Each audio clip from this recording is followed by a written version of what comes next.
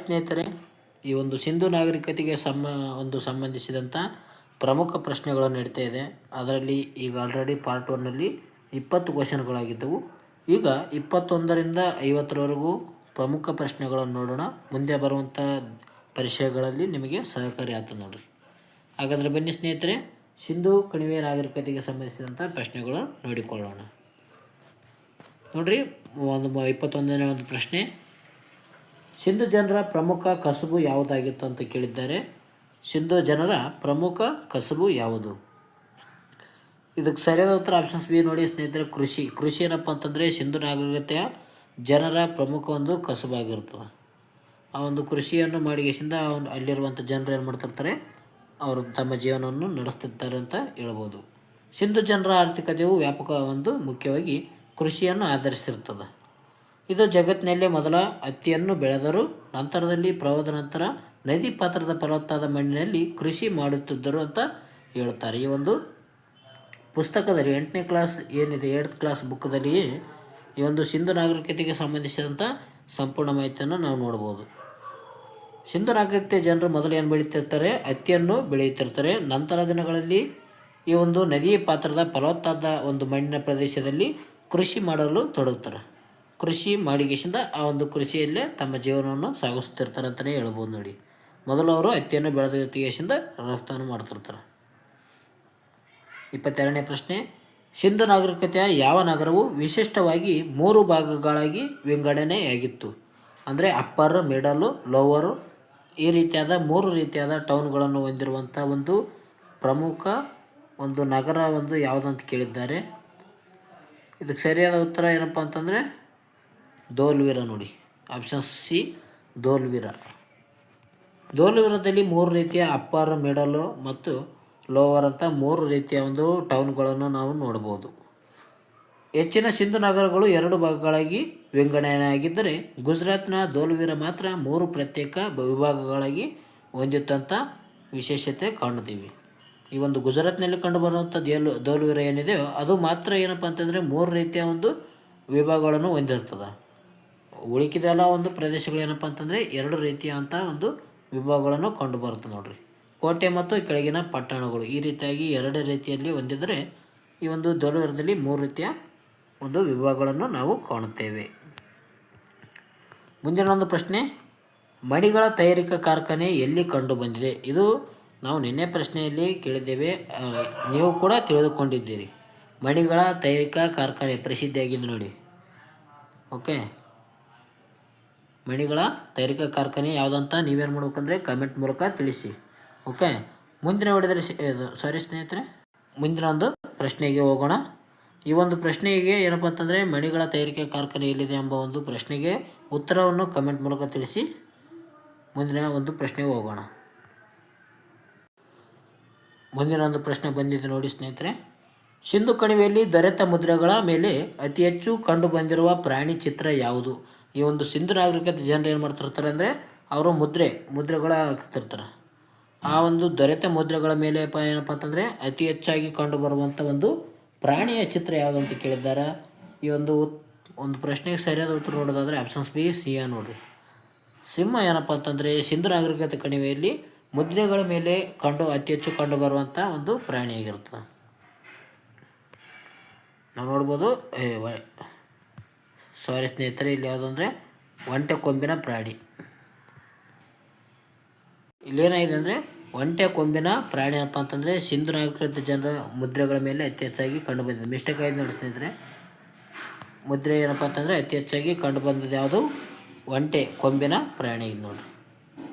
ಉತ್ಖನನದಲ್ಲಿ ದೊರೆತ ಹೆಚ್ಚಿನ ಮುದ್ರೆಗಳ ಮೇಲೆ ಕಾಲ್ಪನಿಕ ಪ್ರಾಣಿಯಾದ ಯೂನಿಕಾರ್ನ್ ಅಂದರೆ ಒಂಟೆ ಕೊಂಬಿನ ಪ್ರಾಣಿ ಅಂತ ಹೇಳ್ತೀವಿ. ಇದೊಂದು ಚಿತ್ರವನ್ನು ಕೆತ್ತನೆ ಮಾಡಿರ್ತಾರೆ. ಯೂನಿಕಾರ್ನ್ ಅಂತ ಕರೀತಾರೆ ನೋಡ್ರಿ ಒಂಟೆ ಕೊಂಬಿನ ಪ್ರಾಣಿಗೆ. ಈ ಒಂದು ಸಿಂಧು ನಾಗರಿಕತೆ ಜನರಲ್ಲಿ ಕಂಡು ಬರಲಾರದ ಒಂದು ಪ್ರಾಣಿ ಯಾವುದಪ್ಪ ಅಂತಂದರೆ ಸಿಂಹ ಇದೆ. ಅದು ನೆಕ್ಸ್ಟ್ ಪ್ರಶ್ನೆ ಇದೆ ನೋಡಿ ಸ್ನೇಹಿತರೆ, ಅದಕ್ಕಾಗಿ ಇಲ್ಲಿ ಮಿಸ್ಟೇಕ್ ಆಯಿತು. ನೋಡೋಣ ಸ್ನೇಹಿತರೆ, ಸಿಂಧು ನಾಗರಿಕತೆ ಲಿಪಿಯಲ್ಲಿ ಬರೆಯುವ ವಿಧಾನವನ್ನು ಏನೆಂದು ಕರೆಯಲಾಗುತ್ತದೆ? ಸಿಂಧು ನಾಗರಿಕತೆಯ ಲಿಪಿಯನ್ನು ಬರೆಯುವ ವಿಧಾನವನ್ನು ಏನೆಂದು ಕರೆಯಲಾಗುತ್ತೆ ಅಂತ ಕೇಳಿದ್ದಾರೆ. ಇದಕ್ಕೆ ಸರಿಯಾದ ಉತ್ತರ ಆಪ್ಷನ್ಸ್ ಡಿ ನೋಡಿ, ಬ್ರೋಸ್ಟೋಫೆಡಾನ್. ಬ್ರೋಸ್ಟೋಫೆಡಾನ್ ಎಂದು ಕರೆಯುತ್ತಿರ್ತಾರೆ. ಈ ಒಂದು ಲಿಪಿಗಳನ್ನು ಬರೆಯುವ ಲಿಪಿಗಳನ್ನು ಬ್ರೋಸ್ಟೋಫೆಡಾನ್ ಅಂತ ಕರಿತಿರ್ತಾರೆ ನೋಡಿ. ಬ್ರೋಸ್ಟೋಫೆಡಾನ್ ಅಂತ ಕರಿತಿರ್ತಾರೆ. ಸಿಂಧು ಲಿಪಿಯನ್ನು ಮೊದಲ ಸಾಲಿನಲ್ಲಿ ಬಲದಿಂದ ಎಡಕ್ಕೆ ಮತ್ತು ಎರಡನೇ ಸಾಲಿನಲ್ಲಿ ಎಡದಿಂದ ಬಲಕ್ಕೆ ಸರ್ಪಾಕಾರವಾಗಿ ಬರೆಯಲಾಗುತ್ತಿತ್ತು. ಇದನ್ನು ಬ್ರೋಸ್ಟೋಫೆಡಾನ್ ಎಂದು ಕರೆಯುತ್ತಾರೆ. ಈ ಒಂದು ಶೈಲಿ ಯಾವುದಾಗಿರುತ್ತೆ? ಬ್ರೋಸ್ಟೋಫೆಡಾನ್. ಅಂದರೆ ಮೊದಲು ಏನಪ್ಪ ಅಂತಂದರೆ ಎಡದಿಂದ ಬಲಕ್ಕೆ ಹೋಗುತ್ತಿರ್ತದೆ ಈ ರೀತಿಯಾಗಿ. ನಂತರದಲ್ಲಿ ಎರಡನೇ ಒಂದು ಲೈನ್ ಏನಪ್ಪ ಅಂತಂದರೆ ಎಡದಿಂದ ಬಲಕ್ಕೆ ಬರ್ತಿರ್ತದೆ. ಈ ರೀತಿಯಾಗಿ ಬರೆಯುವುದನ್ನೇ ನಾವು ಬ್ರೋಸ್ಟೋಫೆಡಾನ್ ಎಂದು ಕರೆಯುತ್ತೇವೆ. ಮುಂದಿನ ಒಂದು ಪ್ರಶ್ನೆ, ಸಿಂಧು ಜನರ ಪ್ರಮುಖ ರಫ್ತು ವಸ್ತು ಯಾವುದಾಗಿತ್ತು ಅಂತ ಕೇಳಿದ್ದಾರೆ. ಅತಿ ಹೆಚ್ಚು ರಫ್ತು ಮಾಡುತ್ತಿರುವಂಥ ವಸ್ತು ಯಾವುದು ಅಂತ ಕೇಳಿದ್ದಾರೆ ನೋಡಿರಿ. ಇದಕ್ಕೆ ಸರಿಯಾದ ಉತ್ತರ ಯಾವುದಂದ್ರೆ ಆಪ್ಷನ್ಸ್ ಬಿ, ಹತ್ತಿ ಬಟ್ಟೆಗಳು. ಸಿಂಧು ಜನರು ಏನಪ್ಪ ಅಂತಂದರೆ ಮೊದಲೇನಪ್ಪ ಹತ್ತಿ ಬೆಳೆಯನ್ನು ಬೆಳೀತಿದ್ರು. ನಂತರದಲ್ಲಿ ಅವರು ಕೃಷಿಗೆ ಹೋಗುತ್ತಾರೆ. ಮೊದಲು ಹತ್ತಿಯನ್ನು ಬೆಳೀತಿದ್ರಲ್ಲ, ಅದಕ್ಕಾಗಿ ಅತಿ ಹೆಚ್ಚು ರಫ್ತನ್ನು ಹತ್ತಿ ಬಟ್ಟೆಯನ್ನು ಮಾರ್ತಿರ್ತಾರೆ ನೋಡ್ರಿ. ಸರಿಯಾದ ಉತ್ತರ ಹತ್ತಿ ಬಟ್ಟೆ ಆಗಿದೆ ನೋಡಿ. ಹರಪ್ಪ ಜನರು ಹತ್ತಿಯನ್ನು ಬೆಳೆಯುವುದರಲ್ಲಿ ಪ್ರವೀಣರಾಗಿರ್ತಾರೆ. ಅವರ ಒಂದು ಪ್ರಮುಖ ರಫ್ತು ವಸ್ತು ಹತ್ತಿಯಿಂದ ನೇಯ್ಗೆ ಬಟ್ಟೆಗಳಾಗಿರ್ತವೆ ನೋಡ್ರಿ. ಹರಪ್ಪನಾಗರ ಜನರಪ್ಪ ಅಂತಂದರೆ ಅತಿ ಹೆಚ್ಚು ಹತ್ತಿ ಬಟ್ಟೆಯನ್ನು ಬೆಳೆಯುತ್ತಿರ್ತಾರೆ. ಮುಂದಿನ ಒಂದು ಪ್ರಶ್ನೆ, ಆರ್ಯರ ದಾಳಿಯಿಂದಾಗಿ ಸಿಂಧು ನಾಗರಿಕತೆ ಅವನತಿ ಆಯಿತು ಎಂದು ಪ್ರತಿಪಾದಿಸಿದ ಇತಿಹಾಸಕಾರ ಯಾರು? ನಾವು ಸಿಂಧು ನಾಗರಿಕತೆ ಯಾವ ರೀತಿಯಾಗಿ ಅವನತಿ ಹೊಂದಿತ್ತಂತ ನಾವು ನೋಡ್ಬೋದು. ಅದರಲ್ಲಿ ಪ್ರಮುಖ ಇತಿಹಾಸಕಾರರು ಕೆಲವು ಮಾಹಿತಿಯನ್ನು ಕೊಡ್ತಾರೆ. ಅದರಲ್ಲಿ ಆರ್ಯರ ದಾಳಿಯಿಂದ ಸಿಂಧು ನಾಗರಿಕತೆ ಅವನತಿ ಆಯಿತಂತ ಪ್ರತಿಪಾದಿಸಿದಂಥ ವ್ಯಕ್ತಿ ಯಾರಂತ ಕೊಟ್ಟಿದ್ದಾರೆ ನೋಡ್ರಿ. ಇದಕ್ಕೆ ಸರಿಯಾದ ಉತ್ತರ ಏನಪ್ಪ ಅಂತಂದ್ರೆ ಆಪ್ಷನ್ ಎ, ಮಾರ್ಟಿಮರ್ ವಿಲ್ಲರ್ ಅವರು ಏನಪ್ಪ ಅಂತಂದರೆ ಸಿಂಧು ನಾಗರಿಕ ಜನರ ಅವನತಿ ಯಾವ ರೀತಿ ಆಯ್ತಂದರೆ ಆರ್ಯರ ದಾಳಿಯಿಂದ ಅವರ ಅವನತಿ ಆಯ್ತಂತ ಮಾರ್ಟಿಮರ್ ವಿಲ್ಲರ್ ಅವರು ಹೇಳಿದ್ದಾರೆ. ಮಾರ್ಟಿಮರ್ ವಿಲ್ಲರ್ ಅವರ ಪ್ರಕಾರ ಆರ್ಯರು ಭಾರತದ ಮೇಲೆ ದಾಳಿ ಮಾಡಿ ಸಿಂಧು ನಾಗರಿಕಗಳನ್ನು ನಾಶಪಡಿಸಿದರು. ಆದರೆ ಈ ಒಂದು ಸಿದ್ಧಾಂತವನ್ನು ಈಗ ಬಹುತೇಕ ತಿರಸ್ಕಾರ ಮಾಡಲಾಗಿದೆ ನೋಡಿ. ಈ ರೀತಿಯಾದ ಒಂದು ಪ್ರತಿಪಾದನೆ ನೀಡಿದಂಥ ವ್ಯಕ್ತಿ ಇವರಾಗಿದ್ದಾರೆ. ಮುಂದಿನ ಒಂದು ಪ್ರಶ್ನೆ, ಹರಪ್ಪ ಮುದ್ರೆಗಳನ್ನು ಮುಖ್ಯವಾಗಿ ಯಾವ ವಸ್ತುವಿನಿಂದ ತಯಾರಿಸಲಾಗುತ್ತಿತ್ತು? ಈ ಒಂದು ಹರಪ್ಪ ಮುದ್ರೆಗಳನ್ನು ಯಾವ ರೀತಿಯಾಗಿ ತಯಾರು ಮಾಡ್ತಿದ್ರಂತ ಕೊಟ್ಟಿದ್ದಾರೆ. ಯಾವ ವಸ್ತುವಿನಿಂದ ತಯಾರು ಮಾಡ್ತಿದ್ದಾರೆ? ಸರಿಯಾದ ಉತ್ತರ ಸ್ಟಿಯಾಟೈಟ್ ಎಂಬ ಒಂದು ವಸ್ತುವಿನಿಂದ ಏನಪ್ಪ ಅಂತಂದರೆ ಹರಪ್ಪನ ಒಂದು ಮುದ್ರೆಗಳು ತಯಾರಿ ಮಾಡ್ತಿರ್ತಾರೆ. ಈ ಮುದ್ರೆಗಳ ಮೇಲೆ ಏನಪ್ಪ ಅಂತಂದರೆ ಒಂಟೆ ಗೊಂಬಿನ ಏನಪ್ಪ ಅಂತಂದರೆ ಆ ಒಂದು ಚಿತ್ರವನ್ನು ನಾವು ಕಾಣುತ್ತೇವೆ. ಸ್ಟಿಯಾಟೈಟ್ ಎಂಬುದು ನದಿ ಪಾತ್ರದಲ್ಲಿ ದೊರೆಯುವ ಒಂದು ಮೃದುವಾದ ಕಲ್ಲಾಗಿದೆ. ಈ ಒಂದು ಮುದ್ರೆಗಳನ್ನು ಕೆತ್ತಲು ಇದು ವ್ಯಾಪಕವಾಗಿ ಈ ಒಂದು ಹರಪ್ಪನಗರ ಜನರು ಬಳಕೆಯನ್ನು ಮಾಡುತ್ತಿರ್ತಾರೆ, ಒಂದು ಸ್ಟಿಯಾಟೈಟ್. ಮುಂದಿನ ಒಂದು ಪ್ರಶ್ನೆ, ಧಾರ್ಮಿಕ ಆಚರಣೆಗಳಿಗೆ ಬಳಸುತ್ತಿದ್ದ ಅಗ್ನಿಕುಂಡಗಳು ಯಾವ ನಗರದಲ್ಲಿ ಕಂಡು ಬಂದಿವೆ? ಇದು ಕೂಡ ಇಂಪಾರ್ಟೆಂಟ್ ಆದ ಪ್ರಶ್ನೆ. ಇದು 8ನೇ ಕ್ಲಾಸ್ನಲ್ಲಿ ಬುಕ್ಕದಲ್ಲಿದೆ, ಬೇಕಿದ್ದರೆ ಹೋಗಿ ನೋಡಿಕೊಳ್ಳಿ. ಈ ಒಂದು ಅಗ್ನಿಕುಂಡಗಳು ಕಂಡು ಬಂದಂಥ ಒಂದು ಸ್ಥಳಗಳು ಕೇಳಿದ್ದಾರೆ. ಸರಿಯಾದ ಉತ್ತರ ಕಾಲಿಬಂಗನ್ ಮತ್ತು ಲೋಥಲ್ ನಗರದಲ್ಲಿ ಅಗ್ನಿಕುಂಡಗಳು ಕಂಡು ಬಂದಿವೆ ನೋಡಿ. ಕಾಲಿಬಂಗನ್ ಮತ್ತು ಲೋಥಲ್ನಲ್ಲಿ ಈ ಒಂದು ಅಗ್ನಿಕುಂಡಗಳು ಕಂಡು ಬಂದಿವೆ ನೋಡಿ. ರಾಜಸ್ಥಾನದಲ್ಲಿ ಕಂಡುಬರುವಂಥ ಕಾಲಿಬಂಗನ್ ಮತ್ತು ಗುಜರಾತ್ನಲ್ಲಿ ಕಂಡುಬರುವಂಥ ಲೋಥಲ್ ನಗರದಲ್ಲಿ ಯಜ್ಞ ಮತ್ತು ಯಜ್ಞಯಾದಿಗಳಿಗೆ ಬಳಸುತ್ತಿದ್ದ ಅಗ್ನಿಕುಂಡಗಳು ಕುರುಗಳು ಪತ್ತೆಯಾಗಿವೆ ಅಂತಲೇ ಹೇಳ್ಬೋದು ನೋಡಿ. ಲೋಥರಲ್ಲಿ ಕಂಡು ಬರ್ತದೆ ಅಂದರೆ ಗುಜರಾತ್ನಲ್ಲಿ ಕಂಡು ಬರ್ತದೆ, ರಾಜಸ್ಥಾನದಲ್ಲಿ ಈ ಒಂದು ಕಾಲಿಬಂಗನ್ ಕಂಡು ಬರ್ತದೆ. ಮುಂದಿನ ಪ್ರಶ್ನೆ, ಸಿಂಧು ನಾಗರಿಕತೆ ಯಾವ ಏಕೈಕ ನಗರದ ಕೋಟೆ ಇಲ್ಲದ ನಗರ ಅಂತ ಕೊಟ್ಟಿದ್ದಾರೆ. ಕೋಟೆ ಇಲ್ಲದ ಏಕೈಕ ನಗರ ಯಾವುದಂತ ಕೊಟ್ಟಿದ್ದಾರೆ. ಇದು ಕೂಡ ರಿಪೀಟೆಡ್ ಪ್ರಶ್ನೆ ಆಗಿದೆ ನೋಡಿ. ಈ ಒಂದು ಪ್ರಶ್ನೆಗೆ ಉತ್ತರವನ್ನು ಕಮೆಂಟ್ ಮೂಲಕ ತಿಳಿಸಿ. ಇದು ಕ್ವೆಶ್ಚನ್ ನಂಬರ್ 2 ನೋಡಿ. ಕೋಟೆ ಇಲ್ಲದ ಏಕೈಕ ನಗರ ಯಾವುದಂತ ಕಮೆಂಟ್ ಮೂಲಕ ತಿಳಿಸಿ. ಮುಂದಿನ ಪ್ರಶ್ನೆಗೆ ಹೋಗೋಣ. ಮುಂದಿನ ಒಂದು ಪ್ರಶ್ನೆ, ಸಿಂಧು ಕಣಿವೆಯಲ್ಲಿ ಕುದುರೆಯ ಕುರುಹುಗಳು ಎಲ್ಲಿ ಪತ್ತೆಯಾಗಿವೆ? ಈ ಒಂದು ಕುದುರೆಯ ಕುರುಹುಗಳು ಪತ್ತೆಯಾದಂಥ ಒಂದು ಸ್ಥಳ ಯಾವುದಂತ ಕೇಳಿದ್ದಾರೆ ನೋಡ್ರಿ. ಇದಕ್ಕೆ ಸರಿಯಾದ ಉತ್ತರ ಯಾವುದಪ್ಪ ಅಂತಂದರೆ ಸುರ್ಕೋಟಾಡದಲ್ಲಿ ಏನಪ್ಪ ಅಂತಂದರೆ ಕುದುರೆಗಳ ಒಂದು ಕುರುಹುಗಳು ಕಂಡು ಬಂದಿವೆ. ಎಲ್ಲಿ? ಈ ಒಂದು ಸಿಂಧು ಕಣಿವೆ ಒಂದು ಸುರ್ಕೋಟಾಡದಲ್ಲಿ. ಗುಜರಾತ್ನ ಕಚ್ ಜಿಲ್ಲೆಯಲ್ಲಿರುವಂಥ ಒಂದು ಸುರ್ಕೋಟಾಡದಲ್ಲಿ ಕುದುರೆಯ ಮೂಳೆಗಳ ಕುರುಹುಗಳು ಪತ್ತೆಯಾಗಿವೆ. ಆದರೆ ಸಿಂಧು ಜನರಿಗೆ ಕುದುರೆಯ ವ್ಯಾಪಕವಾಗಿ ಬಳಕೆ ತಿಳಿದಿರಲಿಲ್ಲ. ಆದರೂ ಕೂಡ ಕುದುರೆಯ ಒಂದು ಕುರುಹುಗಳು ಎಲ್ಲಿ ಕಂಡು ಬಂದಿವೆ ಅಂದರೆ ಸುರ್ಕೋಟದಲ್ಲಿ ಕಂಡು ಬಂದಿದೆ ನೋಡಿ. ನೋಡಿ, ಸಿಂಧು ನಾಗರಿಕತೆ ಜನರಿಗೆ ಏನಪ್ಪ ಅಂತಂದರೆ ಕುದುರೆ ವ್ಯಾಪಕವಾಗಿ ಬಳಕೆಯನ್ನು ಮಾಡಿರಲ್ಲ. ಆದರೂ ಕೂಡ ಆ ಒಂದು ಕಾಲದಲ್ಲಿ ಕುದುರೆ ಎತ್ತಂಬುದು ವಿಶೇಷತೆ ಪಡೆದುಕೊಂಡದು. ಮುಂದಿನ ಒಂದು ಪ್ರಶ್ನೆ, ಪ್ರಸ್ತುತ ಭಾರತದಲ್ಲಿರುವ ಸಿಂಧು ನಾಗರಿಕತೆಯ ಅತಿ ದೊಡ್ಡ ತಾಣ ಯಾವುದು? ಸಿಂಧು ನಾಗರಿಕತೆಯ ಒಂದು ಅತಿ ದೊಡ್ಡ ತಾಣ ಯಾವುದಪ್ಪ ಅಂತಂದರೆ ಇದಕ್ಕೆ ಸರಿಯಾದ ಉತ್ತರ ರಾಕಿ ಗರಿ ನೋಡಿ. ರಾಕಿ ಗರಿ ಸಿಂಧು ನಾಗರಿಕತೆಯ ಅತಿ ದೊಡ್ಡ ಒಂದು ತಾಣವಾಗಿದೆ. ಓಕೆ, ಹರಿಯಾಣದಲ್ಲಿ ಕಂಡುಬರುವಂಥ ಹಿಸ್ಸರ್ ಜಿಲ್ಲೆಯಲ್ಲಿರುವ ರಾಕಿ ಗರಿ ಏನಪ್ಪ ಅಂತಂದರೆ ಭಾರತದ ಪತ್ತೆಯಾದ ಅತ್ಯಂತ ದೊಡ್ಡದಾದ ಸಿಂಧು ನಾಗರಿಕತೆ ಕಣಿವೆ ಒಂದು ತಾಣವಾಗಿದೆ ಅಂತಲೇ ಹೇಳ್ಬೋದು ರಾಕಿ ಗರಿ. ಸ್ನೇಹಿತರೆ, ಇವನ್ನು ನೀವು ನೋಟ್ಸ್ ಮಾಡ್ಕೊಳ್ಳಬೇಕಾದ್ರೆ. ಓಕೆ, ಅಂದರೆ ಸಿಂಧು ನಾಗರಿಕತೆಗೆ ಸಂಬಂಧಿಸಿದಂಥ ಅತಿ ದೊಡ್ಡ ಒಂದು ತಾಣ ಯಾವುದಪ್ಪ ಅಂತಂದರೆ ರಾಕಿ ಗರಿ ಅಂತ ಒಂದು ಲೈನರಲ್ಲಿ ಬರೆದುಕೊಳ್ಳಿ. ಇಂಪಾರ್ಟೆಂಟಾಗಿ ಬರುತ್ತೆ ರಿವಿಷನ್ ಟೈಮ್ನಲ್ಲಿ. ಮುಂದಿನ ಒಂದು ಪ್ರಶ್ನೆ, ಮನುಷ್ಯನ ಶವದೊಂದಿಗೆ ನಾಯಿಯನ್ನು ಒತ್ತಿರುವ ವಿಶಿಷ್ಟ ಕುರು ಎಲ್ಲಿ ಪತ್ತೆಯಾಗಿದೆ? ಅಂದರೆ ಮನುಷ್ಯನನ್ನು ಉಳುತ್ತಾರಲ್ಲ, ಆ ಮನುಷ್ಯನ ಜೊತೆಯಲ್ಲೇ ನಾಯಿಯನ್ನು ಕೂಡ ಉಳುತ್ತಿದ್ದರು. ಆ ಒಂದು ವಿಶಿಷ್ಟ ಕುರುಗಳು ಯಾವ ಒಂದು ಸ್ಥಳದಲ್ಲಿ ಪತ್ತೆಯಾಗಿವೆ ಎಂಬುದೇ ಈ ಒಂದು ಪ್ರಶ್ನೆಯಾಗಿದೆ ನೋಡಿ. ಇದಕ್ಕೆ ಸರಿಯಾದ ಉತ್ತರ ಯಾವುದಪ್ಪ ಅಂತಂದರೆ ರೋಪರ್ ನೋಡಿ. ರೋಪರ್ನಲ್ಲಿ ಏನಪ್ಪ ಅಂತಂದರೆ ಮನುಷ್ಯನ ಜೊತೆಗೆ ನಾಯಿಯನ್ನು ಕೂಡ ಉಳುತ್ತಿರ್ತಾರೆ. ಆ ಅಂಥ ಒಂದು ಕುರುಗಳು ಸಿಕ್ಕಿವೆ ಎಲ್ಲಿ? ರೋಪರ್ ನಗರದಲ್ಲಿ ಸಿಕ್ಕಿವೆ ನೋಡಿ. ಪಂಜಾಬ್ನಲ್ಲಿ ಕಂಡುಬರುವಂಥ ರೋಪರ್ ನಗರದಲ್ಲಿ ಮನುಷ್ಯನ ಸಮಾಧಿಯೊಳಗೆ ಆತನ ಒಂದು ಮುದ್ದಿನ ನಾಯಿಯನ್ನು ಜೊತೆಯಾಗಿ ಉಳುತ್ತಿರುವ ಪದ್ಧತಿ ಪತ್ತೆಯಾಗಿದೆ ರೋಪರ್ ನಗರದಲ್ಲಿ. ಇದು ಇಂಪಾರ್ಟೆಂಟ್ ಆಗುತ್ತದೆ. ಅಂದರೆ ಯಾವ ಒಂದು ಸ್ಥಳದಲ್ಲಿ ಮನುಷ್ಯನ ಜೊತೆಯಲ್ಲಿ ನಾಯಿಯನ್ನು ಉಳುತ್ತಿದ್ರಪ್ಪ ಅಂತಂದರೆ ರೋಪರ್ ನಗರದಲ್ಲಿ ಕಂಡು ಬಂದದ್ದು ನೋಡ್ರಿ. ಮುಂದಿನ ಒಂದು ಪ್ರಶ್ನೆ, ಸಿಂಧು ಕಣಿವೆ ನಾಗರಿಕತೆಯು ಯಾವ ಐತಿಹಾಸಿಕ ಯುಗಕ್ಕೆ ಸೇರಿದೆ? ಈ ಒಂದು ಸಿಂಧು ನಾಗರಿಕತೆ ಕಣಿವೆ ಯಾವ ಯುಗಕ್ಕೆ ಸೇರಿದೆ ಅಂತ ಕೊಟ್ಟಿದ್ದಾರೆ ನೋಡ್ರಿ. ಇದಕ್ಕೆ ಸರಿಯಾದ ಉತ್ತರ ಯಾವುದಪ್ಪ ಅಂತಂದರೆ ಆಪ್ಷನ್ಸ್ ಡಿ, ಕಂಚಿನ ಯುಗ. ಸಿಂಧು ನಾಗರಿಕತೆ ಕಣಿವೆ ಏನಪ್ಪ ಅಂತಂದರೆ ಕಂಚಿನ ಯುಗಕ್ಕೆ ಸಂಬಂಧಿಸಿದಂಥ ಒಂದು ನಾಗರಿಕತೆಯಾಗಿದೆ ನೋಡಿ. ಕಂಚಿನ ಯುಗಕ್ಕೆ ಸಂಬಂಧಿಸಿದೆ. ಸಿಂಧು ಜನರು ಏನಪ್ಪ ಅಂತಂದರೆ ತಾಮ್ರ ಮತ್ತು ತವರವನ್ನು ಬೆರೆಸಿಕೊಂಡು ಎಸಿಂದ ಕಂಚನ್ನು ತಯಾರಿ ಮಾಡ್ತಿರ್ತಾರೆ. ಈ ಒಂದು ತಯಾರಿ ಮಾಡುವಂಥ ತಂತ್ರಜ್ಞಾನವನ್ನು ಏನಪ್ಪ ಅಂತಂದರೆ ಸಿಂಧು ನಾಗರಿಕತೆ ಜನರು ಕಲಿತಿರ್ತಾರೆ ನೋಡ್ರಿ. ಆದ್ದರಿಂದ ಇದನ್ನು ಕಂಚಿನ ಯುಗ ಎಂದು ನಾಗರಿಕತೆ ಎನ್ನಲಾಗುತ್ತದೆ. ಕಂಚಿನ ನಾಗರಿಕತೆ ಎನ್ನಲಾಗಿದೆ ನೋಡಿ. ಕಂಚು ಅನ್ನಕ್ಕೇನೋ ಏನೇನು ಮಿಕ್ಸ್ ಮಾಡ್ತಾರಂತ ಅಂದರೆ ತಾಮ್ರ ಮತ್ತು ತವರವನ್ನು ಮಿಕ್ಸು ಮಾಡ್ತಾರೆ. ತಾತ ಅಂತ ನೆನಪಿಟ್ಕೊಂಬಿಡಿ. ಓಕೆ, ತಾತ ಅಂದರೆ ಕಂಚು. ಮುಂದಿನ ಒಂದು ಪ್ರಶ್ನೆ ಹೋಗೋಣ. ಮುಂದಿನ ಒಂದು ಪ್ರಶ್ನೆ, ಸಿಂಧು ಜನರ ಅಳತೆ ಪಟ್ಟಿಯ ಕುರುಹುಗಳು ಎಲ್ಲಿ ದೊರೆತಿದೆ? ಇವುವರಿ ಸ್ಕೇಲ್ ಅಂತ ಹೇಳ್ತೀವಿ. ಅಳತೆ ಮಾಡುವಂಥ ಪಟ್ಟಿ ಯಾವ ಒಂದು ಸ್ಥಳದಲ್ಲಿ ಸಿಕ್ಕಿವೆ ಅಂತ ಕೊಟ್ಟಿದ್ದಾರೆ.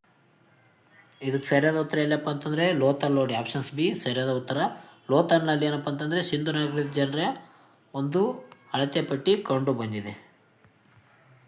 ಇಲ್ಲಿ ಲೋಥಲ್ ನಗರದಲ್ಲಿ. ಗುಜರಾತ್ನಲ್ಲಿ ಕಂಡುಬರುವಂಥ ಲೋಥಲ್ನಲ್ಲಿ ಆನೆಯ ದಂತದಿಂದ ಮಾಡಿದ ಅಳತೆ ಪಟ್ಟಿ ಪತ್ತೆಯಾಗಿದೆ. ಇದು ಅವರ ನಿಖರ ಮಾಪನ ವ್ಯವಸ್ಥೆಯನ್ನು ತೋರಿಸಿದಂತೆ ಹೇಳಬಹುದು. ಇಂದು ಆನೆಯ ದಂತದಿಂದ ಮಾಪನವನ್ನು ಮಾಡ್ತಿರ್ತಾರೆ. ಅಳತೆ ಪಟ್ಟಿ ಕಂಡು ಬಂದು ನೋಡ್ರಿ ಲೋಥಲ್ ನಗರದಲ್ಲಿ. ಮುಂದಿನ ಒಂದು ಪ್ರಶ್ನೆ, ಮಾತೃದೇವತೆಯ ಮಣ್ಣಿನ ವಿಗ್ರಹಗಳು ಅತಿ ಹೆಚ್ಚು ಎಲ್ಲಿ ಸಿಕ್ಕಿವೆ? ಸಿಂಧು ಒಂದು ನಾಗರಿಕ ಜನರು ಏನಪ್ಪ ಅಂತಂದರೆ ಅವರ ಒಂದು ಪ್ರಮುಖ ದೇವತೆ ಯಾವುದಾಗಿರುತ್ತೆ ಅಂದರೆ ಮಾತೃ ದೇವತೆ ಆಗಿರ್ತದೆ. ಅದು ಒಂದು ಕಂಡು ಬಂದಂಥ ಸ್ಥಳ ಯಾವುದಂತ ಕೊಟ್ಟಿದ್ದಾರೆ. ಇದಕ್ಕೆ ಸರಿಯಾದ ಉತ್ತರ ಆಪ್ಷನ್ ಸಿ ಮೇಜೋದಾರೋ. ಮೇಜೋದಾರದಲ್ಲಿ ಈ ಒಂದು ಸಿಂಧು ನಾಗರಿಕ ಜನರು ಪೂಜೆ ಮಾಡ್ತಿರುವಂಥ ಒಂದು ಮಾತೃ ದೇವತೆಯ ಮಣ್ಣಿನ ವಿಗ್ರಹಗಳು ಅತಿ ಹೆಚ್ಚಾಗಿ ಕಂಡುಬರುವಂಥ ಒಂದು ಸ್ಥಳವಾಗಿದೆ ನೋಡಿ ಮೇಜೋದಾರೋ. ರೈಟ್ ಸೈಡಲ್ಲಿ ನೋಡ್ಬೋದು ಮಾತೃದೇವತೆ ಇದೆ ನೋಡಿ. ಸಿಂಧು ಜನರು ಪ್ರಕೃತಿಯನ್ನು ಮತ್ತು ಮಾತೃದೇವತೆಯನ್ನು ಆರಾಧನೆ ಮಾಡ್ತಿರ್ತಾರೆ. ಮೇಜೋದಾರದಲ್ಲಿದ್ದು ಇಂಥ ಅನೇಕ ಒಂದು ಮಣ್ಣಿನ ಮೂರ್ತಿಗಳು ದೊರೆತಿವೆ ಅಂತ ಹೇಳಬಹುದು. ಮೇಜೋದಾರದಲ್ಲಿ ಕಂಡು ಬರ್ತವೆ ನೋಡ್ರಿ ಅತಿ ಹೆಚ್ಚು ಮಾತೃದೇವತೆ ವಿಗ್ರಹಗಳು. 37ನೇ ಒಂದು ಪ್ರಶ್ನೆ ಹೋಗೋಣ. ಸಿಂಧು ನಾಗರಿಕತೆಯ ಭೌಗೋಳಿಕ ವ್ಯಾಪ್ತಿಯ ಒಂದು ಅತ್ಯಂತ ಉತ್ತರ ತುದಿ ಯಾವುದು? ಈ ಒಂದು ಸಿಂಧು ನಾಗರಿಕತೆ ಏನಿದೆ ಆ ಒಂದು ನಾಗರಿಕತೆಯ ಭೌಗೋಳಿಕವಾಗಿ ಒಂದು ಉತ್ತರ ತುದಿ ನೆಲೆ ಯಾವುದಂತ ಕೊಟ್ಟಿದ್ದಾರೆ. ಸಿಂಧು ನಾಗರಿಕತೆಯ ಪ್ರಮುಖ ಉತ್ತರ ತುದಿ ಯಾವುದಪ್ಪ ಅಂತಂದರೆ ಮಾಂಡ ನೋಡ್ರಿ. ಆಪ್ಷನ್ಸ್ ಡಿ ಸರಿಯಾದ ಉತ್ತರ ಇದೆ. ಈ ಮಾಂಡ ಏನಪ್ಪ ಅಂತಂದರೆ ಸಿಂಧು ನಾಗರಿಕತೆಯ ಭೌಗೋಳಿಕ ವ್ಯಾಪ್ತಿಯ ಒಂದು ಅತ್ಯಂತ ಉತ್ತರದ ತುದಿಯ ನೆಲೆಯಾಗಿದೆ ನೋಡಿ. ಮಾಂಡ ಸರಿಯಾದ ಉತ್ತರವಾಗಿದೆ. ಇದು ಎಲ್ಲಿ ಕಂಡು ಬರ್ತದೆ ಅಂದರೆ ಜಮ್ಮು ಕಾಶ್ಮೀರದಲ್ಲಿ ಕಂಡುಬರುತ್ತದೆ. ಚಿನಾಬ್ ನದಿಯ ಒಂದು ದಡದಲ್ಲಿರುವ ಮಾಂಡ ಸಿಂಧು ನಾಗರಿಕತೆಯ ಅತ್ಯಂತ ಉತ್ತರದ ತುದಿಯ ಗಡಿಯಾಗಿದೆ ಅಂತಲೇ ನಾವು ಹೇಳಬಹುದು. ಮಾಂಡ ಸಿಂಧು ನಾಗರಿಕತೆಯ ಉತ್ತರ ತುದಿಯಾಗಿದೆ ನೋಡಿ. ಅದೇ ರೀತಿಯಾಗಿ ಸಿಂಧು ನಾಗರಿಕತೆಯ ಒಂದು ದಕ್ಷಿಣದ ತುದಿ ಗಡಿ ಎಂದು ಗುರುತಿಸಲ್ಪಟ್ಟ ನೆಲೆ ಯಾವುದಂತ 38ನೇ ಒಂದು ಪ್ರಶ್ನೆ ಇದೆ. ಈಗ ತಾನೇ ನಾವು ಉತ್ತರದ ತುದಿಯನ್ನು ನೋಡಿದ್ದೀವಿ, ಈಗ ದಕ್ಷಿಣದ ತುದಿ ಇದೆ ನೋಡಿ. ಸಿಂಧು ನಾಗರಿಕತೆಯ ದಕ್ಷಿಣದ ತುದಿ ಯಾವುದಂತ ಕೊಟ್ಟಿದ್ದಾರೆ. ಇದಕ್ಕೆ ಸರಿಯಾದ ಉತ್ತರ ಆಪ್ಷನ್ ಸಿ ದೈಮಾಬಾದ್.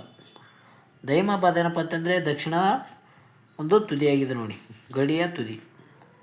ಮಹಾರಾಷ್ಟ್ರದಲ್ಲಿ ಕಂಡುಬರುವಂಥ ಅಹಮದಾಬಾದ್ ನಗರದ ಜಿಲ್ಲೆಯಲ್ಲಿ ಪ್ರವರ ಒಂದು ನದಿಯ ಒಂದು ದಡದಲ್ಲಿರುವ ದೈಮಾಬಾದ್ ಏನಪ್ಪ ಅಂತಂದರೆ ಈ ಒಂದು ಸಿಂಧು ನಾಗರಿಕತೆಯ ಒಂದು ದಕ್ಷಿಣದ ತುದಿಯಾಗಿದೆ ನೋಡಿ. ಸಿಂಧು ನಾಗರಿಕತೆಯ ದಕ್ಷಿಣ ತುದಿ ಯಾವುದಪ್ಪ ಅಂತಂದರೆ ದೈಮಾಬಾದ್ ಆಗಿದೆ. 39ನೇ ಪ್ರಶ್ನೆ ಸ್ನೇಹಿತರೆ, ಯಾವ ನಗರವನ್ನು ಉತ್ಪಾದನಾ ಪ್ರಾಮುಖ್ಯತೆಯಿಂದಾಗಿ ಲಂಕಾಶೈರ್ ಆಫ್ ಇಂಡಿಯಾ ಎಂದು ಕರೆಯಲಾಗುತ್ತದೆ? ಲಂಕಾಶೈರ್ ಆಫ್ ದಿ ಇಂಡಿಯಾ ಎಂದು ಯಾವ ನಗರವನ್ನು ಕರೆಯುತ್ತಾರೆ ಅಂತ ಒಂದು ಪ್ರಶ್ನೆ ಆಗಿದೆ ನೋಡಿ. ಇದಕ್ಕೆ ಸರಿಯಾದ ಉತ್ತರ ಆಪ್ಷನ್ಸ್ ಬಿ ನೋಡಿ, ಚೈನಾದಾರು. ಯಾಕಪ್ಪ ಅಂದರೆ ಈ ಒಂದು ಸ್ಥಳದಲ್ಲಿ ಅತಿ ಹೆಚ್ಚಾಗಿ ಮಣಿಗಳನ್ನು ಮಾರಾಟ ಮಾಡ್ತಿರ್ತಾರೆ. ಅದೇ ರೀತಿಯಾಗಿ ಯಾವುದೇ ರೀತಿಯ ಒಂದು ಕೋಟೆಗಳು ಕಂಡು ಬರಲಾದಂಥ ಒಂದು ನಗರ ಯಾವುದಪ್ಪ ಅಂತಂದರೆ ಚೈನಾದಾರ್ ನಗರ ಆಗಿದೆ. ಇದಕ್ಕೆ ಸರಿಯಾದ ಉತ್ತರ ಚೈನಾದಾರ್ ಆಗಿದೆ ನೋಡಿ. ಇದು ಬೃಹತ್ ಕೈಗಾರಿಕಾ ಕೇಂದ್ರವಾಗಿರ್ತದೆ. ಕಾರಣ ಏನಪ್ಪ ಅಂತಂದರೆ ಬ್ರಿಟನ್ನ ಪ್ರಸಿದ್ಧ ಕೈಗಾರಿಕಾ ನಗರವಾದ ಲಂಕಾಶೈರ್ಗೆ ಹೋಲಿಸಿಗೆಸಿಂದ ಇದನ್ನು ಲಂಕಾಶೈರ್ ಆಫ್ ಇಂಡಿಯಾ ಎಂದು ಕರೆಯಲಾಗುತ್ತಿರ್ತದೆ. ಯಾವುದು ಚೈನಾದಾರವನ್ನು. ಯಾಕಂದರೆ ಇಲ್ಲಿ ಮಣಿಗಳನ್ನು ಅತಿ ಹೆಚ್ಚಾಗಿ ಮಾರಾಟವನ್ನು ಮಾಡುತ್ತಿರ್ತಾರೆ ನೋಡ್ರಿ. ಮುಂದಿನೊಂದು ಪ್ರಶ್ನೆ, ಹರಪ್ಪ ನಾಗರಿಕತೆಯ ಪೂರ್ವ ತುದಿ ನೆಲೆಯಾದ ಅಲಂಗೀರ್ಪುರ್ ಯಾವ ನದಿಯ ದಡದಲ್ಲಿ ಕಂಡು ಬರುತ್ತದೆ? ಈ ಒಂದು ಹರಪ್ಪ ನಾಗರಿಕತೆಯ ಒಂದು ಪೂರ್ವದ ನೆಲೆ ಯಾವುದಪ್ಪ ಅಂತಂದರೆ ಅಲಂಗೀರ್ ಆಗಿದೆ ನೋಡಿ, ಅಲಂಗೀರ್ಪುರ್. ಇದು ಯಾವ ಒಂದು ನದಿ ತೀರದಲ್ಲಿ ಕಂಡು ಬರುತ್ತೆ ಅಂತ ಕೊಟ್ಟಿದ್ದಾರೆ. ಇದಕ್ಕೆ ಸರಿಯಾದ ಉತ್ತರ ಆಪ್ಷನ್ಸ್ ಬಿ ನೋಡಿ, ಇಂಡಾನ್ನ ಒಂದು ನದಿ ತೀರದಲ್ಲಿ ಅಲಂಗೀರ್ಪುರ್ ಕಂಡು ಬರ್ತದೆ. ಉತ್ತರ ಪ್ರದೇಶದ ಮೀರತ್ ಜಿಲ್ಲೆಯಲ್ಲಿರುವ ಅಲಂಗೀರ್ಪುರ್ ಏನಪ್ಪ ಅಂತಂದರೆ ಯಮುನಾ ನದಿಯ ಒಂದು ಉಪನದಿಯಾಗಿರುವಂಥ ಇಂಡಾನ್ ನದಿಯ ದಂಡೆ ಮೇಲೆ ಕಂಡು ಬರ್ತದೆ ನೋಡಿರಿ ಅಲಂಗೀರ್ಪುರ್. ಇನ್ನು 10 ಪ್ರಶ್ನೆಗಳಿಲ್ಲ. 41ನೇ ಒಂದು ಪ್ರಶ್ನೆ ನೋಡಿ, ಇನ್ನು 10 ಪ್ರಶ್ನೆಗಳಲ್ಲಿ ಉಳಿದಿವೆ. ಅತ್ಯಂತ ಪಶ್ಚಿಮದ ಗಡಿಯಾದ ಸುತ್ಕಾ ಗೆಂಡೋರ್ ಪ್ರಸ್ತುತ ಯಾವ ಒಂದು ಸ್ಥಳದಲ್ಲಿ ಕಂಡು ಬರ್ತದೆ? ಸುತ್ಕಾ ಗೆಂಡೋರ್. ಇದಕ್ಕೆ ಸರಿಯಾದ ಉತ್ತರ ಪಾಕಿಸ್ತಾನ ನೋಡಿ, ಪಾಕಿಸ್ತಾನ ಅಥವಾ ಗುಜರಾತ್ ಆಗಿರ್ಬೋದು ನೋಡಿ. ಯಾವುದು ನೋಡೋಣ, ಪಾಕಿಸ್ತಾನ ನೋಡಿ, ಪಾಕಿಸ್ತಾನದಲ್ಲಿ ಕಂಡು ಬರ್ತದೆ. ಪಾಕಿಸ್ತಾನದ ಬಲೂಚಿಸ್ತಾನ್. ದಸ್ತ ನದಿಯ ಒಂದು ದಡದಲ್ಲಿರುವ ಒಂದು ಸುತ್ಕಾ ಗೆಂಡೋರ್ ಪಾಕಿಸ್ತಾನದ ಬಲೂಚಿಸ್ತಾನ ಒಂದು ಪ್ರಾಂತ್ಯದಲ್ಲಿ ಕಂಡು ಬರ್ತದೆ. ಇದು ಇರಾನ್ನ ಗಡಿಯ ಸಮೀಪದಲ್ಲಿ ಇದೆ ಅಂತಲೇ ಹೇಳ್ಬೋದು ನಾವು. ಇರಾನ್ನ ಗಡಿಯ ಸಮೀಪದಲ್ಲಿ ಈ ಒಂದು ನಗರ ಕಂಡು ಬರ್ತದೆ ನೋಡ್ರಿ, ಸುತ್ಕಾ ಗೆಂಡೋರ್. 42ನೇ ಒಂದು ಪ್ರಶ್ನೆ, ಸಿಂಧು ಕಣಿವೆಯ ಜನರಿಗೆ ಈ ಕೆಳಗಿನ ಯಾವ ಪ್ರಾಣಿಯ ಬಗ್ಗೆ ಅರಿವಿರಲಿಲ್ಲ ಎಂದು ನಂಬಲಾಗಿದೆ? ನೋಡಿ, ಸಿಂಧು ಕಣಿವೆಯ ಜನರಿಗೆ ಈ ಒಂದು ಕೆಳಗಿನ ಯಾವ ಪ್ರಾಣಿಯ ಬಗ್ಗೆ ಅರಿವಿರಲಿಲ್ಲ ಅಂತ ನಂಬಲಾಗಿದೆ ಅಂತ ಕೊಟ್ಟಿದ್ದಾರೆ. ಇದಕ್ಕೆ ಸರಿಯಾದ ಉತ್ತರ ಸಿಂಹ ನೋಡ್ರಿ, ಸಿಂಹನೇ ಅಂತಲೇ ನಾವು ಹೇಳ್ಬೋದು. ಈ ಒಂದು ಸಿಂಹದ ಬಗ್ಗೆ ಅವರಿಗೆ ಅರಿವಿರೋದಿಲ್ಲ. ಜೊತೆಗೆ ಕುದುರೆಯು ಕೂಡ ಈಗ ಗೊತ್ತಿರೋದಿಲ್ಲ ನೋಡಿ, ಕುದುರೆ ಮತ್ತು ಸಿಂಹದ ಬಗ್ಗೆ ಅವರಿಗೆ ಅರಿವಿರುವುದಿಲ್ಲ. ನಾನು ಆಗಲೇ ತಾನೇ ಮಿಸ್ಟೇಕ್ ಮಾಡಿದೆ, ಅದು ಸಿಂಹ ಹೇಳಿದೆ. ಅದರ ಒಂದು ಪ್ರಶ್ನೆ ಇಲ್ಲಿ ಇದೆ ಅಂತಲೇ ನಾವು ಹೇಳ್ಬೋದು. ಆ ಒಂದು ಜನರಿಗೆ ಏನಪ್ಪ ಅಂತಂದರೆ ಆನೆ ಆಗಿರ್ಬೋದು, ಹುಲಿ, ಗೇಂಡಮೃಗ ಇವು ಪ್ರಮುಖವಾಗಿ ಗೊತ್ತಿರ್ತದೆ. ಸಿಂಧು ಮುದ್ರೆಗಳಲ್ಲಿ ಆನೆ, ಹುಲಿ, ಗೇಂಡಮೃಗ ಮುಂತಾದ ಪ್ರಾಣಿಗಳ ಚಿತ್ರಗಳು ಕಂಡು ಬಂದಿವೆ. ಆದರೆ ಏನಪ್ಪ ಅಂತಂದರೆ ಸಿಂಹದ ಚಿತ್ರಗಳು ಮತ್ತು ಕುರುಗಳು ಯಾವುದೇ ರೀತಿಯಲ್ಲಿ ಕಂಡು ಬಂದಿಲ್ಲ. 43ನೇ ಒಂದು ಪ್ರಶ್ನೆ, R37 ಎಂದು ಹೆಸರಿಸಲಾದ ಪ್ರಸಿದ್ಧ ಸ್ಮಶಾನ ಯಾವ ಒಂದು ಸ್ಥಳದಲ್ಲಿ ಕಂಡು ಬರುತ್ತದೆ? ನೋಡಿ, R37 ಎಂಬುದು ಏನಪ್ಪ ಅಂತಂದರೆ ಒಂದು ಸ್ಮಶಾನ ಆಗಿದೆ ನೋಡಿ. ಇದು ಸಿಂಧು ನಾಗರಿಕತೆಯ ಒಂದು ಪ್ರಮುಖ ಒಂದು ಸ್ಮಶಾನಕ್ಕೆ R37 ಎಂದು ಹೆಸರಿಡಲಾಗಿದೆ. ಇದು ಯಾವ ಸ್ಥಳದಲ್ಲಿ ಕಂಡು ಬರುತ್ತೆ ಅಂತ ಕೇಳಿದ್ದಾರೆ ಪ್ರಶ್ನೆ. ಸರಿಯಾದ ಉತ್ತರ ಏನಪ್ಪ ಅಂತಂದರೆ ಹರಪ್ಪ ನಗರದಲ್ಲಿ ಕಂಡು ಬರುತ್ತೆ ನೋಡ್ರಿ. ಓಕೆ, ಹರಪ್ಪ ನಗರದಲ್ಲಿ ಒಂದು ಮೃತದೇಹಗಳನ್ನು ವ್ಯವಸ್ಥಿತವಾಗಿ ಹೂಳುವ ಪದ್ಧತಿ ಇರುತ್ತದೆ. ಇಲ್ಲಿನ ಉತ್ಖನನದಲ್ಲಿ ಕಂಡು ಬಂದಂಥ ಅತಿ ದೊಡ್ಡ ಸ್ಮಶಾನವನ್ನು ಪುರಾತತ್ವ ಒಂದು ಶಾಸ್ತ್ರಜ್ಞರು ಏನು ಮಾಡ್ತಾರೆ ಅಂದರೆ R37 ಎಂದು ಕರೆಯುತ್ತಾರೆ. ಅದಕ್ಕಾಗಿ R37 ಅಂದರೆ ಏನಪ್ಪ ಅಂತಂದರೆ ಒಂದು ಸ್ಮಶಾನ ಆಗಿದೆ ನೋಡಿ. ಓಕೆ, ಅದು ಸ್ಮಶಾನ ಆಗಿದೆ. 44ನೇ ಒಂದು ಪ್ರಶ್ನೆ, ಮಣ್ಣಿನಿಂದ ಮಾಡಿದ ನೇಗಿಲಿನ ಮಾದರಿ ಯಾವೊಂದು ಸ್ಥಳದಲ್ಲಿ ಕಂಡುಬಂದಿದೆ? ಮಣ್ಣಿನಿಂದ ಮಾಡಿದಂಥ ನೇಗಿಲ. ಇದಕ್ಕೆ ಸರಿಯಾದ ಉತ್ತರ ಏನಪ್ಪ ಅಂತಂದರೆ ಬನ್ವಾನಿಯಲ್ಲಿ ಕಂಡು ಬಂದಿವೆ ನೋಡಿ, ಬನ್ವಾಲಿ. ಹರಿಯಾಣ ಒಂದು ಬನ್ವಾನಿಯಲ್ಲಿ ಮಣ್ಣಿನಿಂದ ತಯಾರಿಸಲಾದ ನೇಗಿಲನ್ನು ಮಾದರಿ ದೊರೆತಿದೆ ಅಂತಲೇ ಹೇಳ್ಬೋದು. ಇದು ಕೃಷಿಗೆ ನೇಗಿಲಿನ ಬಳಕೆಯನ್ನು ಖಚಿತಪಡಿಸ್ತದೆ. ಆ ಒಂದು ಕಾಲದಲ್ಲಿರುವ ಜನರು ಒಂದು ಕೃಷಿಯನ್ನು ಮಾಡುತ್ತಿದ್ದರು ಎಂಬುದಕ್ಕೆ ಸಾಕ್ಷಿ ಏನಪ್ಪ ಅಂತಂದರೆ ಬನ್ವಾಲಿಯಲ್ಲಿ ಕಂಡು ಬಂದಂಥ ಒಂದು ಮಣ್ಣಿನಿಂದ ಮಾಡಿದಂಥ ನೇಗಿಲಾಗಿರುತ್ತೆ ನೋಡಿರಿ. ಅದಕ್ಕಾಗಿ ಅವರು ಕೃಷಿಯನ್ನು ಮಾಡ್ತಿದ್ದಾರೆ ಅಂತ ಹೇಳ್ಬೋದು. 45ನೇ ಒಂದು ಪ್ರಶ್ನೆ, ಭಾರತಕ್ಕೆ ಸ್ವಾತಂತ್ರ್ಯ ಬಂದ ನಂತರ ಸಿಂಧು ನಾಗರಿಕತೆಯ ಅತಿ ಹೆಚ್ಚು ತಾಣಗಳು ಯಾವ ರಾಜ್ಯದಲ್ಲಿ ಪತ್ತೆಯಾಗಿವೆ? ಸಿಂಧು ನಾಗರಿಕತೆಯ ಒಂದು ತಾಣಗಳು ಅತಿ ಹೆಚ್ಚಾಗಿ ಯಾವ ಒಂದು ಸ್ಥಳದಲ್ಲಿ ಕಂಡು ಬಂದಿವೆ ಅಂತ ಕೊಟ್ಟಿದ್ದಾರೆ. ಇದಕ್ಕೆ ಸರಿಯಾದ ಉತ್ತರ ಗುಜರಾತ್ ನೋಡಿ. ಗುಜರಾತ್ನಲ್ಲಿ ಅತಿ ಹೆಚ್ಚು ತಾಣಗಳು ಕಂಡು ಬಂದಿವೆ. ಈ ಒಂದು ಭಾರತ ಮತ್ತು ಬಾಂಗ್ಲಾದೇಶ ವಿಭಜನೆ ನಂತರ ಏನಪ್ಪ ಅಂತಂದರೆ ಹೆಚ್ಚಿನ ಪ್ರಮುಖ ತಾಣಗಳೇನೆಂದರೆ ಪಾಕಿಸ್ತಾನಕ್ಕೆ ಸೇರಿದ್ದರಿಂದ ಭಾರತದಲ್ಲಿ ಉತ್ಖನನ ತೀವ್ರಗೊಳಿಸಲಾಗುತ್ತದೆ. ಇದರಿಂದ ಪರಿಣಾಮವಾಗಿ ಗುಜರಾತಿನ ಒಂದು ಅತಿ ಹೆಚ್ಚು ತಾಣಗಳು ಪತ್ತೆ ಆಗ್ತವೆ. ಗುಜರಾತ್ನಲ್ಲಿ ಕಂಡು ಬರ್ತವೆ ಅಂತಲೇ ಹೇಳ್ಬೋದು. ಅತಿ ಹೆಚ್ಚು ತಾಣಗಳು ಗುಜರಾತ್ನಲ್ಲಿ ಕಂಡು ಬರ್ತವೆ ನೋಡ್ರಿ ಸಿಂಧು ನಾಗರಿಕತೆಯ ಜನರು.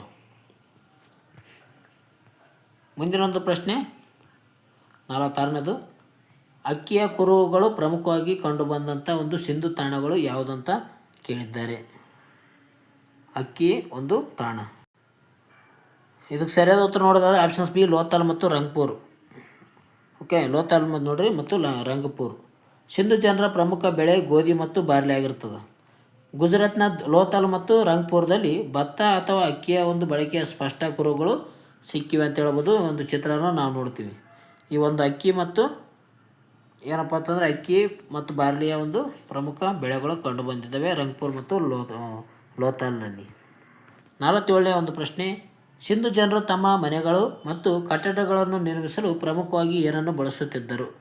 ಈ ಒಂದು ಪ್ರಮುಖ ಪ್ರಶ್ನೆಗೆ ಕಮೆಂಟ್ ಮೂಲಕ ತಿಳಿಸಿ. 47ನೇ ಒಂದು ಪ್ರಶ್ನೆ ಅಂತ ಹಾಕಿಗಿಸಿಂದ ಕ್ವಶನ್ ಮಾರ್ಕ್ ಆಗಿ ಪ್ರಶ್ನೆ ಹಾಕಿ 47ನೇ ಪ್ರಶ್ನೆಗೆ ಆನ್ಸರನ್ನು ಕಮೆಂಟ್ ಮೂಲಕ ತಿಳಿಸಿ. 48ನೇ ಒಂದು ಪ್ರಶ್ನೆ ಕೂಡ ಪ್ರಮುಖವಾದಂಥ ಪ್ರಶ್ನೆ ಆಗಿದೆ ನೋಡಿ. ಯಾವ ನಗರದ ಉತ್ಖನನದಲ್ಲಿ ಬಹುತೇಕ ಪ್ರತಿಯೊಂದು ಮನೆಯಲ್ಲೂ ಬಾವಿಗಳ ಕುರುಹುಗಳು ಕಂಡು ಬಂದಿವೆ? ಅತಿ ಹೆಚ್ಚು ವೇಲ್ಸ್ ಅಂತ ಹೇಳ್ತಾರೆ ನೋಡ್ರಿ. ಅಂದರೆ ಬಾವಿಗಳು ಕಂಡು ಬಂದಂಥ ಒಂದು ಪ್ರಮುಖ ನಗರ ಯಾವುದಪ್ಪ ಅಂತಂದರೆ ನಿಮಗೆಲ್ರಿಗೂ ಗೊತ್ತಿರುವ ಹಾಗೆ ಅದು ಮೇಜೋದಾರೋ ಆಗಿರುತ್ತೆ ನೋಡಿರಿ. ಮೇಜೋದಾರದಲ್ಲಿ ಏನಪ್ಪ ಅಂತಂದರೆ ಅತಿ ಹೆಚ್ಚು ಬಾವಿಗಳ ಕುರುಹು ಕಂಡು ಬಂದಿವೆ. ಬಾವಿಗಳ ಕುರುಹುಗಳು ಮೇಜೋದಾರದಲ್ಲಿ ಬಾವಿಗಳ ಇದೆ ಅಂತ ಹೇಳ್ಬೋದು. ಮೃತ ಒಂದು ಸಮುದ್ರ ಅಂತ ಹೇಳ್ತಾರೆ. ಮೃತ ಸಪ್ತ ಮಡಿದವರ ದಿಬ್ಬ ಅಂತ ಕರೀತಾರೆ ನೋಡ್ರಿ. ಮೇಜೋದಾರೋ ಅತ್ಯುತ್ತಮ ನೀರು ಸರಬರಾಜು ವ್ಯವಸ್ಥೆಯನ್ನು ಹೊಂದಿರ್ತದೆ. ಅಂದಾಜಿನ ಪ್ರಕಾರ ಏನಪ್ಪ ಅಂತಂದರೆ ಈ ಒಂದು ನಗರದಲ್ಲಿ ಸುಮಾರು 700ಕ್ಕೂ ಹೆಚ್ಚು ಬಾವಿಗಳು ಕಂಡು ಬಂದಿದ್ದಾವೆ. ಅದಕ್ಕಾಗಿ ಮೇಜೋದಾರದಲ್ಲಿ ಅತಿ ಹೆಚ್ಚು ಈ ಒಂದು ಬಾವಿಗಳು ಕಂಡು ಬಂದಿದ್ದಾವೆ ಅಂತ ಹೇಳ್ಬೋದು. ಈ ಒಂದು ಮೇಜೋದಾರ ಏನಪ್ಪ ಅಂತಂದರೆ ಸಿಂಧಿ ಭಾಷೆಯಲ್ಲಿ ಕರೀತಾರೆ ನೋಡಿರಿ. ಮಡಿದವರ ದಿಬ್ಬ ಎಂದು ಕರೆಯುತ್ತಾರೆ. ಮಡಿದವರ ದಿಬ್ಬ ಎಂದು ಯಾವ ಭಾಷೆಯಲ್ಲಿ ಕರೀತಾರಪ್ಪ ಅಂತಂದರೆ ಸಿಂಧಿ ಭಾಷೆಯಲ್ಲಿ ಕರೆಯುತ್ತಾರೆ. ಮಡಿದವರ ದಿಬ್ಬ ಎಂದು ಕರೆಯುತ್ತಾರೆ. 49ನೇ ಒಂದು ಪ್ರಶ್ನೆ, ಹರಪ್ಪದಲ್ಲಿ ಕಂಡು ಬಂದಿರುವ ಪ್ರಸಿದ್ಧ ಉಗ್ರಾಣ ರಚನೆ ಹೇಗಿದೆ? 2024ರ ಒಂದು ಪೊಲೀಸ್ ಕಾನ್ಸ್ಟೇಬಲ್ ಪರೀಕ್ಷೆಯಲ್ಲಿ ಕೇಳಿರುವಂಥ ಪ್ರಶ್ನೆ ಇದಾಗಿದೆ ನೋಡಿ. ಹರಪ್ಪದಲ್ಲಿ ಕಂಡು ಬಂದಿರುವ ಪ್ರಸಿದ್ಧ ಉಗ್ರಾಣ ಒಂದು ರಚನೆ ಯಾವ ಥರದಲ್ಲಿತ್ತು ಅಂತ ಕೇಳಿದ್ದಾರೆ. ಸರಿಯಾದ ಉತ್ತರ ಇದಕ್ಕೆ ಆಪ್ಷನ್ಸ್ ಬಿ 6 ಉಗ್ರಾಣಗಳ 2 ಸಾಲುಗಳನ್ನು ನಾವು ಹರಪ್ಪದಲ್ಲಿ ಕಾಣ್ತೇವೆ. ಉಗ್ರಾಣದ ರಚನೆ ಈ ರೀತಿಯಾಗಿರ್ತದೆ. 6 ಉಗ್ರಾಣಗಳು ಕಟ್ಟಿಸಿದ 2 ಸಾಲು ರೀತಿಯಲ್ಲಿ ಕಟ್ಟಿರುತ್ತಾರೆ. ಹರಪ್ಪ ನಗರದಲ್ಲಿ ಎಷ್ಟು ಸಾಲುಗಳು ಉಗ್ರಾಣಗಳು ಕಂಡು ಬಂದಿವೆ ಅಂತ ಕೊಟ್ಟಿದ್ದರು. 6 ಉಗ್ರಾಣ ಸಾಲುಗಳು ಕಂಡು ಬಂದಿವೆ ನೋಡಿ. ಹರಪ್ಪ ಕೋಟೆಯ ಹೊರಭಾಗದಲ್ಲಿ ತಲಾ 6ರಂತೆ 2 ಸಾಲುಗಳಲ್ಲಿ ಒಟ್ಟು 12 ಉಗ್ರಾಣಗಳನ್ನು ಇಟ್ಟಿಗೆಯ ಜಗಲಿಯ ಮೇಲೆ ನಿರ್ಮಿಸಲಾಗಿತ್ತು ಎಂಬುದು ನಾವು ಕಾಣಬಹುದು. 6 ಉಗ್ರಾಣ 2 ಸಾಲುಗಳಲ್ಲಿ ನಾವು ನೋಡ್ತೀವಿ ಹರಪ್ಪ ನಗರದಲ್ಲಿ. ಪರೀಕ್ಷೆಯಲ್ಲಿ ಏನಾಗಿತ್ತು ಅಂದರೆ ಎಷ್ಟು ಉಗ್ರಾಣ ತಾಣಗಳು ಪತ್ತೆಯಾಗಿವೆ ಅಂತ ಕೊಟ್ಟಿದ್ದರು. ಇದಕ್ಕೆ 6 ನೋಡ್ರಿ. ತಲಾ 2ರಂತೆ ಕಟ್ಟುತ್ತರ ಟೋಟಲಾಗಿ 12 ರೀತಿಯಲ್ಲಿ ನಾವು ನೋಡ್ತೀವಿ. ಕೊನೆಯ ಒಂದು ಪ್ರಶ್ನೆ 50ನೇ ಪ್ರಶ್ನೆ, ಪ್ರಾಚೀನ ಮೆಸೊಪೊಟೇಮಿಯಾದ ಶಾಸನಗಳಲ್ಲಿ ಸಿಂಧು ಕಣಿವೆ ಪ್ರದೇಶವನ್ನು ಏನೆಂದು ಉಲ್ಲೇಖಿಸಲಾಯಿತಂತ ಪ್ರಶ್ನೆಯನ್ನು ಕೇಳಿದ್ದಾರೆ. ಒಂದು ಮೆಸ್ಪೊಟೇಮಿಯನ್ನು ಏನೆಂದು ಕರೆಯುತ್ತಿದ್ದಾರಂತ ಕೇಳಿದ್ದಾರೆ. ಇದಕ್ಕೆ ಸರಿಯಾದ ಉತ್ತರ ಮೆಲೋಹ ನೋಡಿ, ಮೆಲೋಹ ಎಂದು ಕರೆಯುತ್ತಿರ್ತಾರೆ. ಆಪ್ಷನ್ಸ್ ಡಿ ಮೆಲೋಹ ಆಗಿದೆ. ಓಕೆ, ಕೊನೆಯ ಪ್ರಶ್ನೆ ಏನಪ್ಪ ಅಂತಂದರೆ ಮೆಲೋಹ ಉತ್ತರ ಸರಿಯಾಗಿದೆ. ಮೆಸ್ಪೊಟೇಮಿಯಾದ ಒಂದು ದಾಖಲೆಗಳು ಮೆಲೋಹ ಎಂಬ ಒಂದು ಪ್ರದೇಶಗಳೊಂದಿಗೆ ವ್ಯಾಪಾರ ನಡೆಯುತ್ತಿತ್ತು ಎಂದು ಉಲ್ಲೇಖಿಸಲಾಗುತ್ತದೆ. ಇತಿಹಾಸಕಾರರು ಈ ಒಂದು ಮೆಲೋಹ ಎಂದರೆ ಏನಪ್ಪ ಅಂತಂದರೆ ಸಿಂಧು ಪ್ರದೇಶ ಎಂದು ಖಚಿತಪಡಿಸಿದ್ದಾರೆ. ಇತಿಹಾಸಕಾರರು ಮೆಲೋಹ ಎಂದರೆ ಏನಪ್ಪ ಅಂತಂದರೆ ಈ ಒಂದು ಮೆಸ್ಪೊಟೇಮಿಯನ್ನು ಸಿಂಧು ನಾಗರಿಕತೆ ಜನರು ಮೆಲೋಹ ಎಂದು ಕರೆಯುತ್ತಿರ್ತಾರೆ ಆಗಿನ ಕಾಲದಲ್ಲಿ. ಓಕೆ, ಇವೇನಪ್ಪ ಅಂತಂದರೆ ಪ್ರಸಿದ್ಧ 50 ಕ್ವಶನು ಅದು ನೋಡಿ ಸ್ನೇಹಿತರೆ. ಇಲ್ಲಿಗೆ ಸಿಂಧು ನಾಗರಿಕತೆಯ ಒಂದು ಸಂಬಂಧಿಸಿದಂಥ ಪ್ರಮುಖ ಪ್ರಶ್ನೆಗಳಾಗಿದ್ದವು. ಇವು ನಿಮಗೆ ಮುಂದೆ ಬರುವಂಥ ಪರೀಕ್ಷೆಗಳಿಗೆ ಉಪಯುಕ್ತ ಆಗುತ್ತೆ ನೋಡ್ರಿ ಭಾಳ. ಓಕೆ, ಇವತ್ತಿನ ಒಂದು ಪ್ರಮುಖ ವಿಡಿಯೋ ಇದಾಗಿತ್ತು. ಈ ಒಂದು ವಿಡಿಯೋ ಇಷ್ಟ ಆಯ್ತು ಅಂದರೆ ಲೈಕ್ ಅಂತೂ ಮಾಡದೆ ಹೋಗಬೇಡಿ, ಲೈಕ್ ಮಾಡಿ. ಅದೇ ರೀತಿ ಸೂಪರ್ ಅಂತ ಕಮೆಂಟ್ ಮಾಡಿ. ಅದೇ ರೀತಿಗೆ ನಾವು ಕೊಟ್ಟಂಥ ಪ್ರಶ್ನೆಗಳು ಏನಿದ್ದಾವೆ ಅದರ ಪ್ರಶ್ನೆಗಳಿಗೆ ಉತ್ತರವನ್ನು ತಿಳಿಸಿ. ಓಕೆ, ನಾವು ಕೊಟ್ಟಿರುವಂಥ ಒಂದು ಪ್ರಶ್ನೆಗಳನ್ನು ಕಾಮೆಂಟ್ ಮೂಲಕ ತಿಳಿಸಿ. ಇಲ್ಲಿಗೆ ಒಂದು ವಿಡಿಯೋನ ಮುಕ್ತಾಯ ಮಾಡೋಣ. ಮುಂದಿನ ವಿಡಿಯೋದಲ್ಲಿ ಇನ್ನೂ ಹೆಚ್ಚಿನ ಒಂದು ಪ್ರಶ್ನೆಗಳನ್ನು ತರೋಣ. ಓಕೆ ಸ್ನೇಹಿತರೆ, ಇಲ್ಲಿವರೆಗೂ ನೋಡಿದ್ದಕ್ಕಾಗಿ ಎಲ್ಲರಿಗೂ ಧನ್ಯವಾದಗಳು. ಮುಂದಿನ ವಿಡಿಯೋದಲ್ಲಿ ಇನ್ನೂ ಹೆಚ್ಚಿನದಾಗಿ ಮುಂದಿನ ಭಾಗವನ್ನು ನೋಡೋಣ.